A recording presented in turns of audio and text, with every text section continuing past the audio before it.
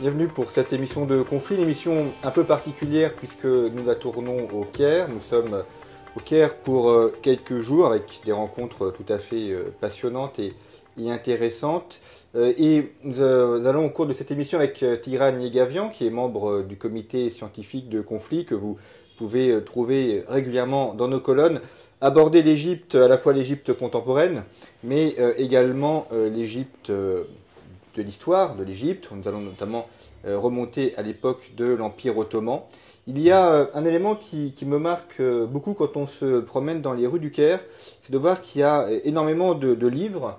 On voit ce qu'on appelle à Paris des bouquinistes, mais là qui sont Place Tahrir par exemple, dans le quartier copte, des livres qui sont d'ailleurs de très bonne facture, dont beaucoup sont imprimés en Égypte, sont écrits par des Égyptiens.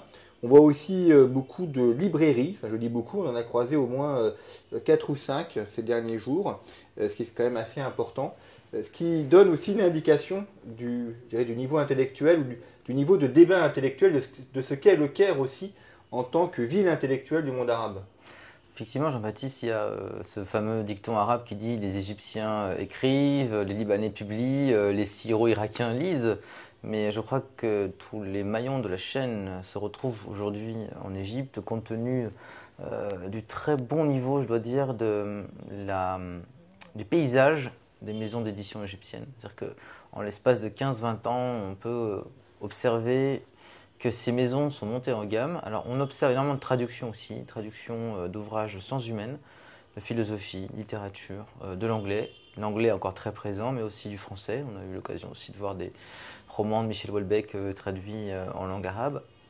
Mais cela étant, c'est tout à fait symptomatique du centre-ville du Caire où nous nous trouvons de voir ces fameuses échoppes de bouquinistes, de livres de seconde main. On peut trouver beaucoup de livres de développement personnel, voire des livres complotistes carrément, voire antisémites. Mais c'est une des marques de fabrique en fait, du centre-ville du Caire. Alors, si on replace l'Égypte dans son environnement régional, celui-ci a beaucoup évolué. Il y a évidemment le renversement de Assad en Syrie. Le Caire, Damas, on est à peu près à 1 heure de vol, donc 1 heure et demie, donc c'est évidemment assez proche. Qu'est-ce qu'on peut dire aujourd'hui de l'Égypte dans cet environnement régional?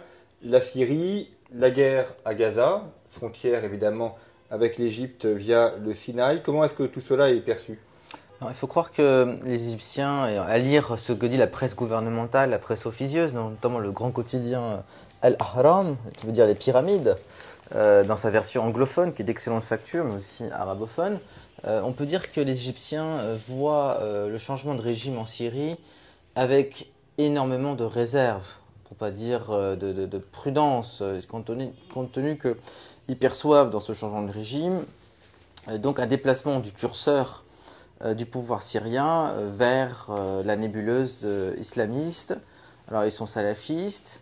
La grande question c'est de savoir est-ce que le gouvernement, la nouvelle administration, le nouveau pouvoir syrien va recruter les frères musulmans égyptiens, étant donné qu'ils ont la bénédiction en fait, de la Turquie et le Qatar, qui sont les principaux parrains donc, de la nébuleuse de la confrérie des frères musulmans. Donc tout cela en fait, est perçu avec énormément d'inquiétude au Caire. Et le gouvernement égyptien aussi a amorcé une politique de restriction de titres de séjour accordés aux ressortissants syriens. Il faut savoir que vous avez une population non négligeable de réfugiés syriens ou pas des réfugiés qui ne sont pas inscrits comme tels. Et donc, d'après ce que j'ai pu lire, on ne va pas renouveler les titres de séjour accordés aux Syriens résidant en Égypte qui s'élèvent grosso modo entre 120 et 150 000 personnes. D'autre part, c'est important de revenir un petit peu à ce que nous avons vu à l'époque de Nasser, dans les années 60, c'est que l'Égypte se perçoit de façon triple. C'est-à-dire, l'Égypte est le cœur historique, politiquement parlant, c'est le poumon politique et culturel du monde arabe. Elle abrite toujours le siège de la Ligue des États arabes, qui a été fondée en 1945, qui est à Place Tahrir, pas loin d'ici. L'Égypte joue un rôle important au niveau de l'organisation de la conférence pan-islamique, même si le leadership lui est ravi par l'Arabie Saoudite, mais l'Égypte aussi est un pays qui compte dans le monde musulman, c'est-à-dire non arabe, et l'Égypte est un pays africain, un membre très actif de l'Union africaine. Et on observe en fait ici au Caire se concentrer de ces 3 cercles, le cercle arabe, le cercle islamique et le cercle africain. N'oubliez pas une chose importante, et ça on n'a pas souvent l'occasion de s'en apercevoir, l'Égypte a un rôle historiquement très présent, très actif auprès du Soudan. Le Soudan qui est un pays ravagé par une guerre épouvantable depuis quelques années, depuis 2022, le Soudan qui a été très longtemps colonisé par l'Égypte, et l'Égypte qui a toujours eu un droit de regard sur les affaires soudanaises pour des raisons géostratégiques, le Nil notamment. Donc c'est toujours l'arrière-cour, c'est encore perçu dans l'esprit, dans la psyché, dans la mentalité politique égyptienne comme l'arrière-cour de l'Égypte. On parle d'ailleurs de Soudan anglo-égyptien. Il a été, oui, puisque l'Égypte a été colonisée, en tout cas sous protectorat britannique, et que donc les Anglais, bien sûr, avec Gordon Pacha, étaient extrêmement présents au Soudan. On s'aperçoit dans les rues du Caire, vous l'avez bien vu Jean-Baptiste, une présence non négligeable de réfugiés soudanais qui vivent dans des conditions extrêmement précaires, qui vivent dans des conditions extrêmement précaires au Caire. Et des témoignages de nos interlocuteurs qu'on a pu recevoir, c'est qu'il y a une pression foncière très forte. C'est-à-dire que les prix des loyers explosent compte tenu de la demande des Soudanais qui s'entassent à plusieurs dans des pièces. Et donc ça... Je ne dirais pas que ça entraîne une gentrification, mais en tout cas, ça entraîne une pression immobilière extrêmement forte. Et les Égyptiens, qui sont frappés de plein fouet par une dégradation de leurs conditions de vie, vers la crise socio-économique grave qui frappe l'Égypte, ont de plus en plus de mal à se loger décemment. Alors, j'évoquais un environnement stratégique dégradé, la Syrie, Gaza. Vous l'avez souligné, effectivement, le Soudan. Et puis la Libye. En fait, tous les pays frontaliers de l'Égypte sont en guerre.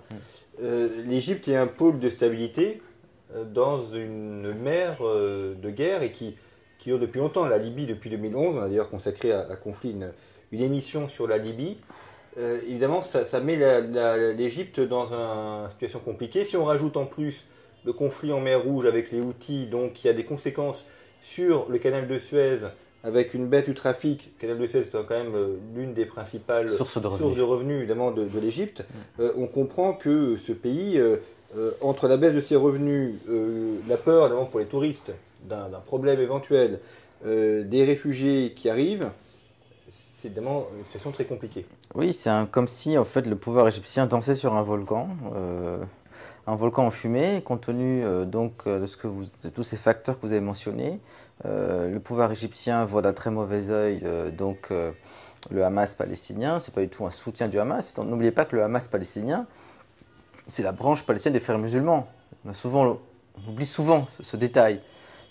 Et ça, c'est quelque chose qui est symptomatique aussi des pays arabes qui faisaient partie en fait, des pays du front contre Israël. C'est que d'un côté, ils soutiennent la cause palestinienne, mais ils n'aiment pas les Palestiniens, forcément, les acteurs palestiniens. Et ça, on le voit très clairement. Ils aiment la Palestine, mais pas les Palestiniens. Et pas les Palestiniens, voilà. Et ça, c'est quelque chose qu'on entend souvent, qui est un peu un tabou. Mais alors, vous avez bien sûr un engouement pour la cause palestinienne. Je regarde dans toutes les échoppes, les bouquinistes du Caire, le grand poète palestinien disparu en 2008-2009, Mahmoud Darwish, est toujours aussi populaire. Mais à côté de ça, les relations avec le Hamas sont extrêmement tendues. Les Égyptiens ne veulent pas d'un afflux de réfugiés de Gaza. C'est-à-dire que pour eux, la présence ou l'implantation de Palestiniens dans la péninsule du Sinaï, qui est le tampon en fait, entre l'Égypte et Israël-Palestine, c'est une ligne rouge qui mettrait fortement en péril la sécurité nationale. D'ailleurs, ils construisent un mur. J'envoie nos téléspectateurs un article de Conflit qui présente le mur construit par l'Égypte, qui est assez massif. On a le long de la frontière, effectivement, pour empêcher l'arrivée de réfugiés palestiniens. Le Caire, c'est aussi la ville où était réfugié Yasser Arafat. C'est où il est né. Où il est né. Non, pas réfugié, il est né au Caire, mais il n'a jamais établi ses quartiers généraux au Caire. Mais par contre, c'est la ville où a été créée l'Organisation de la Libération de la Palestine en 1964, créée donc par Ahmed Choukairi, qui est passé dans les oubliettes de l'histoire et qui était connu pour ses diatribes extrêmement radicales à l'encontre d'Israël, les Juifs à la mer, etc. Arafat, lui, s'est imposé après la guerre des 6 jours de 1967 au niveau du leadership de l'Organisation de libération de la Palestine. Et c'est vraiment après 1967 que le mouvement palestinien gagne en autonomie par rapport à ses parrains arabes, c'est-à-dire l'Égypte de Nasser et plus tard donc la Syrie de Hafez el-Assad, qui sont les principales, on va dire les parrains en fait du mouvement national palestinien, si on ne compte pas l'Irak et aussi de façon plus marginale l'Algérie. Donc effectivement, on vit en fait un moment, on va dire, d'éclipse du pouvoir des capitales, du pouvoir des capitales arabes, puisque jusque dans les années 80, 90, jusqu'à la guerre du Golfe, en fait, la première guerre du Golfe qui a définitivement décimé donc le rayonnement de l'Irak, vous aviez un triangle ou une diagonale entre Le Caire, Damas et Bagdad. Aujourd'hui, cette diagonale a été substituée par Ankara, Tel Aviv, Riyad, et puis en moindre mesure Téhéran qui aujourd'hui est considérablement affaibli par les guerres que mène Israël pour en venir à bout avec le croissant chiite et surtout avec l'Iran et ses proxys. Oui, on a l'impression qu'il y a un glissement, c'est-à-dire que dans les années 1950, 1980, les questions arabes étaient réglées dans le monde arabe, notamment Le Caire, Damas, et qu'aujourd'hui, les questions arabes sont réglées par des populations, enfin des pays non arabes, l'Iran, la Turquie, Israël, ou le Golfe. Unis Arabie Saoudite. Et que Le Caire et Damas, qui étaient les centres, les capitales, sont aujourd'hui des périphéries. Tout à fait. L'Égypte économiquement est à genoux. Elle accuse donc, je dirais, un effondrement de son économie. L'Égypte souffre beaucoup donc de plusieurs facteurs extérieurs. Je veux dire, il ne faut pas non plus toujours. Il faut prendre en compte au fait, le fait que la guerre en Ukraine, la guerre russo-ukrainienne, a été un désastre pour les exportations de céréales dont l'Égypte a cruellement besoin. L'Égypte est le principal producteur de blé en Afrique, mais c'est aussi le principal importateur de blé. Et ce qu'on observe en Égypte, c'est qu'il n'y a pas encore de transition démographique. C'est-à-dire que chaque année, la population égyptienne croît à peu près d'1 million. Vous connaissez, sur 120 millions d'habitants à peu près. Sur 120 millions d'habitants, donc 110, 120 millions. Enfin, ce qu'il faut comprendre, c'est que l'Égypte n'a pas de ressources suffisantes pour nourrir sa population du fait de la rareté de ses sols arables. C'est un désert. Et on le voit bien que l'Égypte a un don du Nil et que malgré les projets pharaoniques d'infrastructures, de creusement de canal dans le désert, de nouvelles villes dans le désert, ces projets ont un coût absolument faramineux. On voit d'ailleurs quand on quitte l'aéroport international du Caire qu'il y a tout un effort de communiquer sur ces grandes infrastructures, les nouvelles villes du désert, la nouvelle ville du Caire, la nouvelle capitale administrative dont on ignore quand est-ce qu'elle verra le jour, mais dont les chantiers ont commencé. Vu d'avion, on voit d'ailleurs, c'est très impressionnant. Hein. On va mettre quelques photos qui vont défiler. Ces villes modernes qui poussent comme des champignons dans le désert, mais tout cela a un coût et surtout on comprend que ça ne permettra pas de désengorger le Caire. Le Caire qui est une ville qui souffre aujourd'hui de problèmes de pollution importants, la qualité de l'air est considérablement dégradée. Ces projets faramineux, pharaoniques, évoquent, à mon sens, mais une comparaison n'est pas raison, les projets pharaoniques entrepris par les anciens khedives de la dynastie albanaise, de Mehmed Ali, notamment le khedive Ismaïl, le khedive Abbas Helmi, dans le cadre de la construction du canal de Suez, de canaux d'irrigation. Et tout cela avait considérablement accru la dette égyptienne, sans compter que l'Égypte était, à l'époque de l'impérialisme britannique, victime aussi des traités inégaux, ce qui fait que l'Égypte, les produits égyptiens étaient considérablement taxés, contrairement aux produits britanniques. On l'a bien vu comme pour les guerres de l'opium avec la Chine. Et donc l'Égypte avait été complètement, faut dire, victime de cet impérialisme britannique. Elle avait asservi, et puis après, dans l'incapacité de payer les services de sa dette, l'Égypte avait dû abandonner sa souveraineté, donc au détriment, donc au profit d'un protectorat britannique en 1880 jusqu'en 1922, date de l'indépendance nominale du Royaume d'Égypte. Alors, indépendance nominale du Royaume d'Égypte qui est renversée par Nasser. Alors, on a ce livre La philosophie de la Révolution. Voilà, c'est le seul essai écrit par Nasser, enfin plus ou moins écrit, puisqu'il a été écrit surtout par son grand ami, le grand journaliste d'Al-Ahram, Mohamed Hussein Haikal, mais la philosophie de la Révolution est l'ouvrage de Nasser, le seul ouvrage qu'il a rédigé et qui est un condensé donc, de sa politique. Vous savez que Nasser était un homme extrêmement humble, extrêmement modeste. Quand il est décédé malheureusement très prématurément en 70, il n'avait pas beaucoup d'argent dans son compte en banque. Et c'est quelqu'un qui aujourd'hui a forgé donc, le visage de l'Égypte, mais aussi d'une certaine idée de l'arabité, de l'arabisme, parce qu'il est encore perçu dans tout le monde arabe, du Golfe Atlantique, comme l'homme qui a rendu la dignité au peuple arabe, asservi par le double joug colonial franco-britannique, et surtout on retiendra donc cette nationalisation du canal de Suez en 1956, qui a été un moment extrêmement charnière dans l'affirmation de la souveraineté égyptienne, mais aussi de la fierté arabe, mais dont les conséquences ont été absolument désastreuses pour les communautés levantines, chrétiennes, grecques, italiennes, arméniennes, juives, grecques, qui étaient extrêmement nombreuses dans ce pays et qui avaient contribué aussi à son développement économique. Et on peut aujourd'hui observer quelques reliquats de cette présence levantine au Caire, à Alexandrie, mais autrement, notamment via les cimetières grecs, les cimetières arméniens qui sont très importants.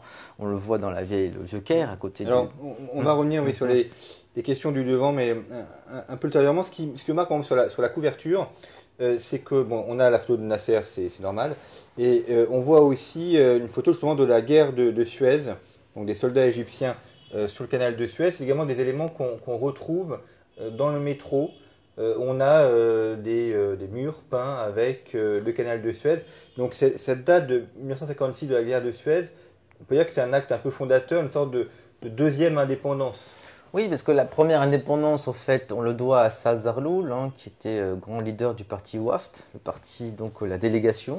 Vous avez ici le quotidien de ce parti, le WAFT, qui est le parti nationaliste laïque égyptien, dans lequel militaient donc des élites musulmanes modernistes, progressistes, et des élites coptes, chrétiennes, nationalistes. Donc c'est vraiment le grand parti supraconfessionnel, d'ailleurs comme l'atteste son ancien drapeau, avec frappé donc du croissant et de la croix.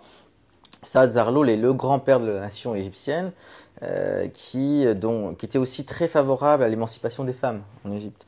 Et 1952, c'est un coup d'État. C'est pas vraiment une révolution. La vraie révolution, c'est donc Zarloul, c'est une indépendance graduelle par étapes. Parce qu'il faut savoir que les Égyptiens n'étaient pas en mesure d'obtenir tout des Britanniques. Ils conservaient des leviers considérables via leur présence militaire sur le canal. N'oubliez pas, le canal, c'est le grand noyau goulot d'étranglement sur la route des Indes.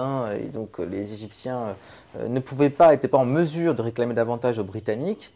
Qui était construit par la France, en plus. Absolument. Enfin, financé par la France. La construction était financée par la France via Fernand de Lesseps. Voilà, donc c'est une indépendance graduelle. Et bon, en bon français chauvin, il faut prendre en compte aussi les conséquences absolument, je dirais, funestes de la gestion britannique des affaires égyptiennes. C'est-à-dire qu'à lire un petit peu ce qui s'écrit sur l'histoire de l'Égypte, et je recommande très vivement de lire cette extraordinaire synthèse d'Anne-Claire de Gueffier et Bonneville, l'histoire de l'Égypte moderne, l'éveil d'une nation, donc paru dans la collection Champ Histoire en poche. Elle le dit très bien. Le colonialisme britannique, c'est un colonialisme extrêmement méprisant, c'est un colonialisme qui a servi complètement économiquement, mais aussi intellectuellement le peuple égyptien. C'est-à-dire qu'il y a une tentative aussi de maintenir un niveau d'éducation extrêmement bas. Et ce n'est pas une coïncidence si Hassan al-Banna, le fondateur de la confrérie des frères musulmans, a créé les frères musulmans dans la ville d'Ismaïlia, qui était donc sur le canal de Suez, parce qu'il y avait cette nécessité impérieuse de bouter l'anglais hors d'Égypte. Il y avait les bases anglaises, il y avait la présence, la compagnie du canal de Suez, qui était majoritairement un capitaux britannique. Et donc le projet des frères musulmans, c'était tout d'abord, bien sûr, islamiser l'Égypte, mais c'était aussi de bouter les Anglais hors d'Égypte. Donc s'il n'y avait pas, je crois, cette politique coloniale britannique extrêmement méprisante, qui a complètement asservi les élites égyptiennes, peut-être que nous n'en serions pas aujourd'hui avec donc un islam politique aussi virulent, aussi puissant donc dans la région. Alors, on entendrait peut-être le muezzin qui appelle à la prière, donc je ne sais pas si ce sera pris par nos micros, mais si vous entendez en fond, c'est normal. La prière du soir. Voilà, la prière du soir, donc vous pouvez entendre soit le muezzin, soit les klaxons de la rue du Caire, ce qui montre aussi que c'est assez animé. Il y a, alors justement, puisqu'on entend le muezzin, nous on l'entend très bien, je ne sais pas si les micros l'enregistrent, mais il y a également une tension en Égypte entre religion, donc islam, identité nationale, donc arabe, et notamment si on revient un petit peu dans l'histoire, l'Égypte a longtemps été dans l'occupation de l'Empire ottoman, et notamment dirigée par des Albanais. C'est-à-dire que l'administration de l'Empire ottoman, notamment en Égypte, c'était des Albanais, Oui. venant des Balkans, Des Circassiens. des Circassiens, Des Turco-Circassiens. et beaucoup également d'Arméniens. Certains Arméniens aussi. D'Arméniens alors, du Caucase, mais également de Smyrne, Syrie, d'Asie mineure. d'Asie mineure. Alors qu'est-ce qu'on peut dire sur ça? Et les Grecs aussi, on en reviendra, mais Alors beaucoup de Grecs l'Égypte également. a été gouvernée par des non-égyptiens après Cléopâtre, donc grec, jusqu'à Mohamed Naguib. Mohamed Naguib, qui était au fait le général Naguib, qui a pris le pouvoir avec les officiers libres en 52 pendant 2 ans. On sait très bien que derrière il y avait Nasser, il y avait Sadat, il y avait le maréchal aussi Amer. Mais dans toute cette immense période, l'Égypte a été gouvernée par des étrangers. Mais est-ce que ces étrangers avaient une conscience nationale égyptienne? Moi, je pense que oui. L'arabe, en fait, était une langue quand même qui était pratiquée par l'administration égyptienne. Donc, le grand pari de la dynastie albanaise, donc des Khedives, qui se succédaient donc à partir de Mehmed Ali, donc au début du XIXe siècle, c'est d'affirmer une indépendance progressive vis-à-vis de la Sublime Porte, vis-à-vis de l'Empire ottoman, et affirmer donc une identité égyptienne à part, un caractère national égyptien autant que faire se peut, en jouant aussi sur les jeux des impérialismes contre l'Empire ottoman. La construction du canal de Suez s'inscrivait aussi dans cette affirmation nationale. Alors moi je pensais que certains Khedives n'étaient pas arabophones, non, la plupart parlaient parfaitement l'arabe, et s'ils ne parlaient pas l'arabe, c'est parce que certains avaient passé toute leur enfance en Europe pour être formés dans les meilleures écoles françaises, autrichiennes, britanniques. Donc le roi Fouad, par exemple, le père du roi Farouk, donc l'avant-dernier souverain égyptien, ne parlait pas très bien l'arabe, alors que le roi Farouk parlait parfaitement l'arabe. Le Khedive Ismaël parlait très bien l'arabe aussi. Donc il y avait cette conscience qu'il fallait affirmer l'arabe face à l'ottoman, mais il n'y avait pas encore une affirmation de l'Égypte faisant partie d'un ensemble arabe.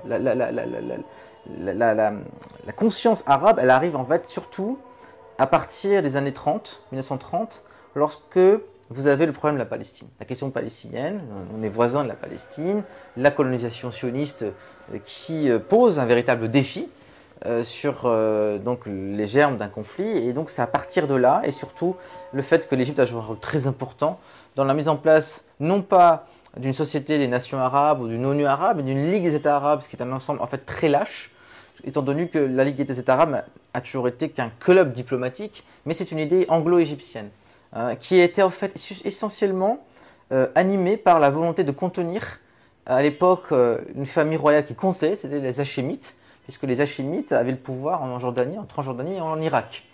Donc le propos des Égyptiens sous la monarchie du roi Farouk, c'était de juguler un petit peu cette famille royale hachémite qui à l'époque, il ne faut pas oublier qu'il y avait très peu d'États arabes indépendants. Il y avait le Yémen, il y avait le Liban, la Syrie, la Transjordanie, l'Irak, l'Arabie Saoudite et l'Égypte.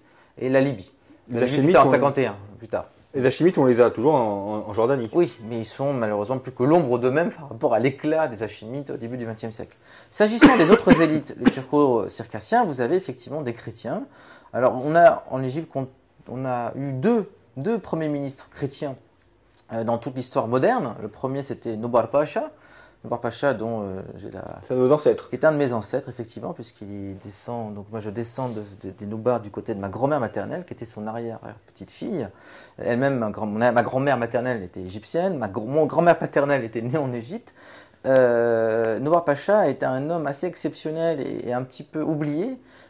C'était un Arménien donc de Smyrne qui, comme beaucoup d'Arméniens ottomans, avait excellé dans la pratique de la traduction. C'était un drogman qui maîtrisait beaucoup les langues européennes, le français, l'anglais, le turc, et je crois bien aussi l'arabe, et qui avait travaillé, lui, avec son oncle, Boros Youssoufian, à la cour de Mehmed Ali, avait été repéré par Mehmed Ali, avait été formé en France, était revenu, et donc a servi tout au long de sa vie plusieurs khedives, en sa qualité de ministre des Affaires étrangères, plus tard de Premier ministre. Donc c'était un Premier ministre chrétien qui avait la dignité de pacha, et ce qui est quand même un fait assez rare dans l'Empire ottoman. Et puis l'autre, ce qu'on doit à Noubar Pacha, ses grandes réalisations, bien sûr, il a beaucoup œuvré aussi pour défendre l'intérêt égyptien face à ses créanciers, mais aussi on lui doit notamment la création des tribunaux mixtes. Les tribunaux mixtes puisque à l'époque des capitulations, l'Égypte était soumise donc à des régimes d'extraterritorialité pour les différentes nationalités européennes. C'est-à-dire que si par exemple un citoyen maltais, français, belge, suisse était accusé d'un crime, il dépendait de la juridiction de son consulat. Et donc on lui doit au moins cette œuvre, on va dire, de nationalisation du code civil égyptien, fortement inspiré du code civil français. Et puis Boutros Ghali, c'est aussi cette autre grande figure, Boutros Ghali, du nationalisme égyptien copte, qui a été aux affaires en tant que Premier ministre jusqu'à son assassinat en 1907. Et qui appartient donc à cette grande lignée d'hommes d'État égyptiens. Donc son petit-fils, Boutros Ghali, a été successivement secrétaire général de la francophonie, plus tard secrétaire général des Nations Unies, avant d'avoir été ministre des Affaires étrangères sous la présidence de Sadat, à l'époque des négociations de paix avec l'État d'Israël. Donc ce sont deux éclipses, je veux dire deux exceptions, mais qui traduisent aussi à quel point l'Égypte, c'est un creuset. L'Égypte, c'est un creuset. C'est une construction par strates. On ne va pas parler de l'époque pharaonique, malheureusement on n'a pas le temps d'évoquer les 18 civilisations, dynasties, mais il faut comprendre que l'Égypte s'est construite après les pharaons, donc par l'hellénisme, elle a été très marquée par l'hellénisme. Cléopâtre est une grecque, Alexandra. Ptolémée également. Plus tard, l'Empire romain byzantin, mais aussi l'Égypte est chrétienne et copte, puisque vous êtes aussi en Terre Sainte. La Sainte Famille a séjourné 3 ans en Égypte, on l'a bien vu. Elle ne s'est pas contentée de camper dans le delta et au Caire. La Sainte Famille a beaucoup, je dirais, voyagé jusqu'à Assiout, jusqu'en moyenne Égypte. Après le retour, on va vous mettre des photos. Après le retour en Terre Sainte. Et donc c'est quelque chose de très important dont les Égyptiens, toutes confessions confondues, qu'ils soient musulmans ou chrétiens, en sont très fiers. Je veux dire, l'Égypte fait partie de la Terre Sainte. On va en pèlerinage en Égypte aussi sur les pas de la Sainte Famille. L'Égypte, donc, elle a ce substrat chrétien dont elle est fière.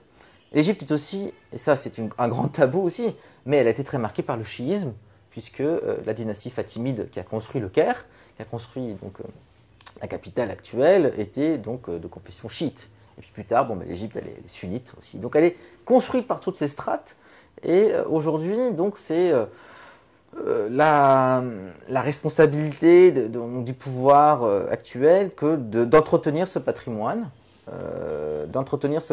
qu'ils font, il faut le dire quand même, avec plus ou moins de succès, bien sûr pour des raisons touristiques, mais aussi pour réaffirmer une nationalité, une personnalité égyptienne qui se démarque en fait des autres nations d'Orient, puisque l'Égypte, à juste titre, peut revendiquer son héritage étatique, c'est-à-dire son ancrage profond dans l'histoire, mais aussi dans une certaine idée que nous faisons de la souveraineté, ce que d'autres États arabes ne peuvent pas revendiquer. Je pense à la Libye, je pense à la Jordanie, bien sûr, qui est une construction de 1921, même la Syrie, vous voyez bien, malgré tous les efforts pour conserver une unité, la mosaïque syrienne est fragilisée par le confessionnalisme. L'Égypte, vous n'avez pas ce confessionnalisme. Bien sûr, il y a des problèmes entre chrétiens et musulmans à l'aune de la radicalisation, de l'islamisation de la société égyptienne. Il ne faut pas les nier. Bien sûr qu'il y a des problèmes, donc, en Haute-Égypte notamment, avec les salafistes, les frères musulmans. On a vu ce que les frères musulmans ont infligé au Coptes. Mais vous ne verrez jamais chez les chrétiens la tentation du séparatisme. C'est un chiffon rouge qui avait été agité par les radicaux, les fondamentalistes.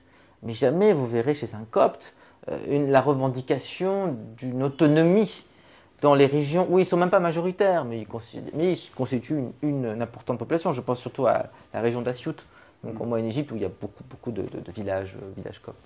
C'est 15% de la population à peu près, les Coptes? Alors ça, c'est la grande inconnue. C'est un grand tabou, surtout. Un grand tabou, puisque les statistiques officielles n'existent pas.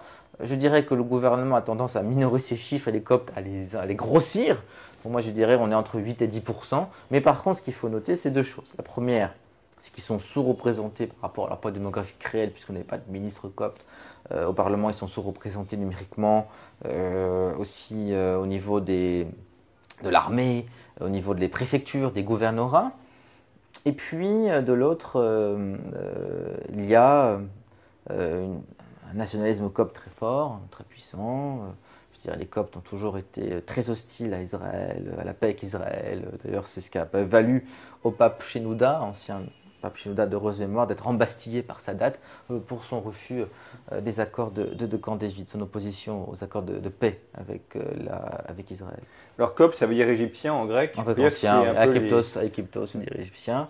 C'est une église donc, qui appartient à la famille des églises orientales orthodoxes, c'est-à-dire les églises qui ont refusé les conclusions du concile de Chalcédoine de 451, à l'instar de l'église arménienne et de l'église syriaque. L'église syriaque orthodoxe. Il y a aussi des Coptes catholiques. Alors eux, c'est la minorité de la minorité. Alors autant, avec Rome.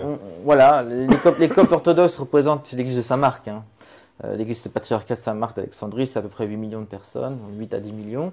Et les Coptes catholiques sont à peine 400 000. Donc c'est un peu une goutte d'eau, mais il y a beaucoup d'élites chez les Coptes catholiques.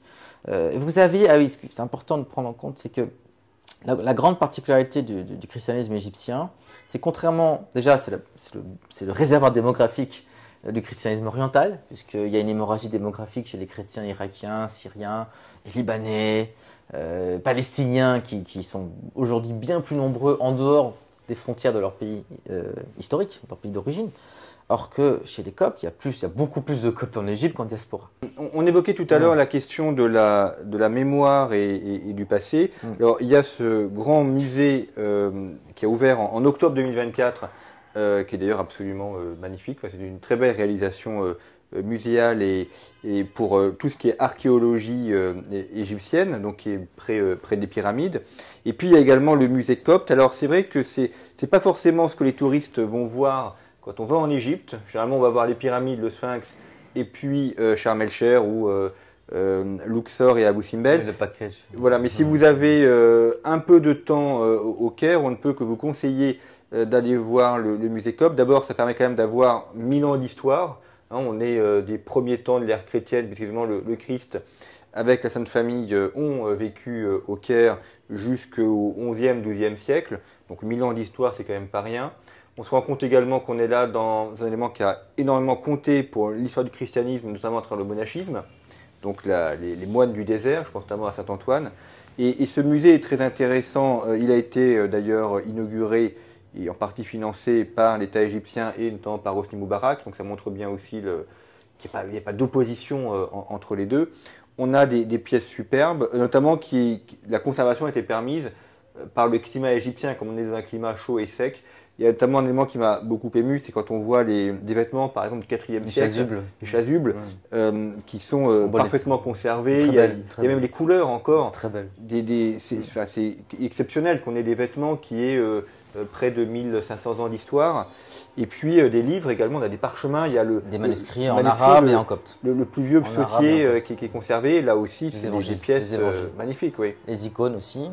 Alors notons je voulais revenir sur la singularité des Coptes par rapport dans la cartographie des chrétiens d'Orient. J'ai dit ils sont plus nombreux en Égypte qu'en diaspora.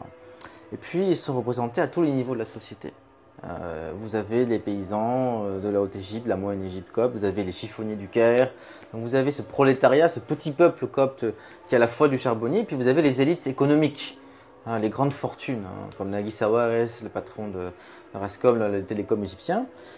Donc, ce qui fait que les Coptes sont quand même présents dans le tissu social. Et puis, ils sont aussi présents avec leurs intellectuels, leurs écrivains, leurs figures politiques. Et puis, ce journal, Watani, qui est donc le quotidien copte en langue arabe, mais qui a aussi une page en anglais et en français. Et en français, une chronique en français. Donc ça nous a et dans lequel vous avez des articles très intéressants à la fois de membres du clergé, même des chroniques de figures aussi de la chrétienté en Égypte, à l'instar de l'évêque des Arméniens catholiques d'Alexandrie, Monseigneur Krikor Koussa.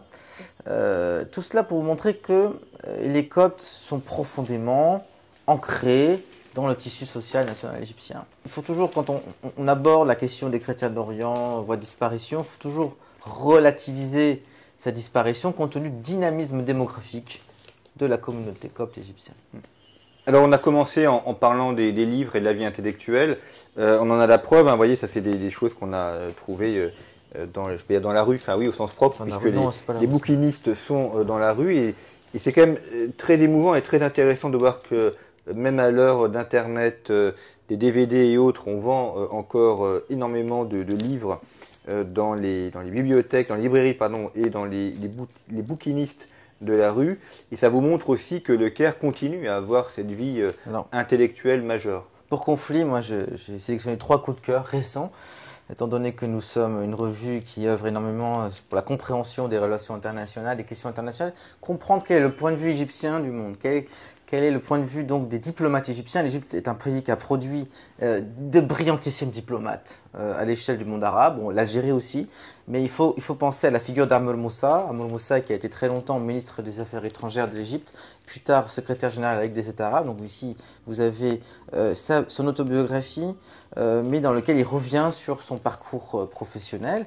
Puisque nous avons sur le site de Conflit une rubrique lue à l'étranger, vous pourrez retrouver une recension de ses ouvrages. Voilà, Nabil Fahmy aussi, grande figure, grande dynastie de diplomates, parce que son père aussi était un grand diplomate, revient sur son parcours diplomatique et comment l'Égypte est un acteur incontournable dans le processus de paix israélo-arabe, dans les grandes questions du Moyen-Orient, et aussi un ouvrage signé par l'ancien secrétaire général de la Ligue des États arabes. Il faut d'ailleurs souligner qu'à quelques exceptions près, lorsque l'Égypte a été expulsée de la Ligue des États arabes après la reconnaissance d'Israël, donc en 1978, elle l'a réintégrée en 1987. Donc pendant ce laps de temps, le siège de la Ligue a été transféré à Tunis, puis il a réintégré le Caire, et depuis lors, pratiquement tous les secrétaires de la Ligue des États arabes sont égyptiens. À l'instar de Hassin Abdelkhalik Hassouna, qui a aussi publié un ouvrage extrêmement intéressant sur son expérience de secrétaire général de la Ligue des États arabes.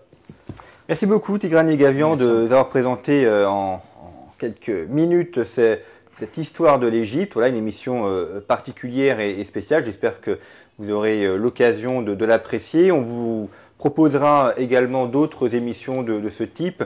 Le développement de la chaîne vidéo de Conflit, des objectifs de cette année 2025 pour proposer davantage d'entretiens, des reportages, pour vous faire entrer aussi au cœur de la géopolitique, notamment avec la méthode Conflit, si je puis dire, qui est vraiment la méthode de l'école française de géopolitique, qui n'est pas de parler que des relations internationales, mais également de parler d'économie, de culture, d'histoire. C'est comme ça qu'on fait de la géopolitique, en évoquant également les questions géographiques, les questions de criminalité, etc. Ça, c'est véritablement la géopolitique. C'est ce qu'on fait à Conflit depuis 2014 et c'est ce que nous voulons continuer à vous présenter et à vous faire. Vous savez que Conflit ne vit que par ses lecteurs, par ses abonnés. Donc en vous abonnant à Conflit, en achetant nos numéros en kiosque, vous nous permettez de continuer à nous développer, de vous proposer également ces émissions. Et puis si vous les avez appréciées, n'hésitez pas à les diffuser, à les faire connaître à vos amis. C'est comme ça que vous permettrez ainsi d'étoffer et de contribuer au développement de l'école française réaliste de géopolitique. Merci beaucoup pour votre fidélité. À très bientôt.